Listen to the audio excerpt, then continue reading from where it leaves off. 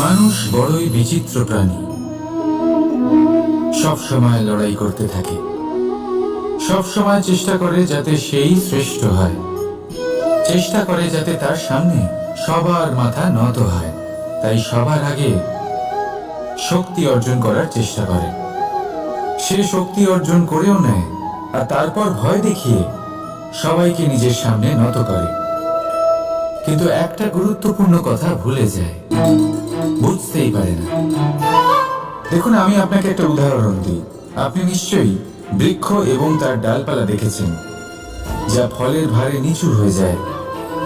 ফল পড়ে গেলে আবার সে উঠে যায়, তারপর আরো একটা ফল হয়, সেটাও পড়ে গেলে আবার উঠে যায়। সর্বদা নত থাকে না। কখনো হাঁটতে গিয়ে আপনি নিশ্চয়ই দেখে থাকবেন যে আপনার পা কোনো ফুলের ওপরে পড়লে তা নত হয়ে যায়, কিন্তু যেই আপনি পা সরাবেন সেই ফুল আবার উঠে দাঁড়ায়। একটা অত্যন্ত গুরুত্বপূর্ণ কথা মনে রাখবেন, যে শির ভয়ভীত হয়ে আপনার সামনে নত হয়, সেই শিরই বিরোধিতা করতে সবার আগে দাঁড়াবে। আপনি জিতে নিন, সবাইকে জিতে নিন, কিন্তু ক্ষমতার দ্বারা নয়। তাদের জিতুন প্রেমের সাহায্যে। রাধা রাধা। ঈশ্বর লতা পাতাকে দাঁড়িয়ে থাকার শক্তি দেননি, ঈশ্বর এই শক্তি দিয়েছেন বৃক্ষকে। এই লতা পাতা বৃক্ষের সাহায্যে দাঁড়িয়ে থাকে, তাতেই বিকশিত হয়। এবার এই লতা পাতা দুই ধরনের হয়। প্রথম সে যে এই বৃক্ষতে বিকশিত হয়, ফুল ফুটিয়ে তোলে, নিজেকেও সুন্দর বানায়, বৃক্ষকেও সুন্দর বানিয়ে তোলে।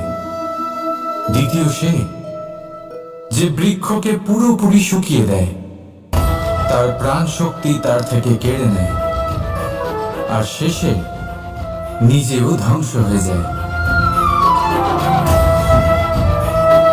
তাই মনে রাখবেন, যে ব্যক্তি সব সময় আপনার সাথে থাকে, সব সময় আপনার সম্বল হয়ে থাকে, সব সময় সে আপনাকে সাহায্য করে, আর যদি আপনি তার সাথে ছলনা করেন, আপনার অন্ত নিশ্চিত।